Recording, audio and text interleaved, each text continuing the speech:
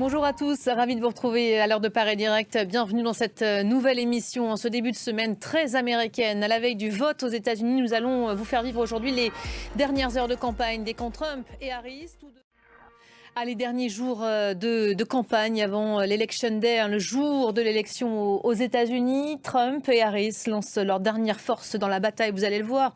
La démocrate va se rendre aujourd'hui en Pennsylvanie, le républicain attendu en Caroline du Nord le matin, en Pennsylvanie l'après-midi et dans le Michigan ce soir. Les swing states que les deux candidats n'ont cessé de sillonner ces dernières semaines. C'était le cas encore ce week-end.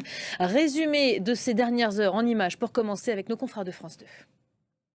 Voilà, et on va aller plus loin avec vous, Anne Corpé. Bonjour Anne, on va commenter évidemment tout au long de la semaine cette élection, demain jour du vote, et puis après il y aura le dépouillement, mais on sait que ça peut prendre beaucoup de temps, d'ailleurs on s'attend déjà à des difficultés. C'est le dernier jour officiel de campagne, mais dans les faits, on va tenter de convaincre, ça se passe comme ça aux États-Unis jusqu'à la dernière minute, parce que chaque voix compte dans cette élection. Oui, parce que jamais les sondages n'ont été aussi serrés.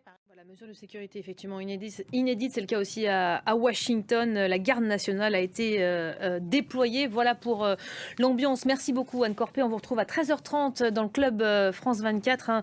Large part, évidemment, de nos éditions de cette émission consacrée à l'élection américaine. Toute la rédaction de France 24, ici à Paris, aux États-Unis, mais aussi dans le reste du monde, va se mobiliser, évidemment, pour vous faire vivre ce scrutin hors norme. Nous serons en édition spéciale à partir de 19h demain. Dans cette presse de l'actualité internationale, il y a aussi le bilan des inondations dans la région de Valence, en Espagne. Il pourrait fortement s'alourdir aujourd'hui. Déjà...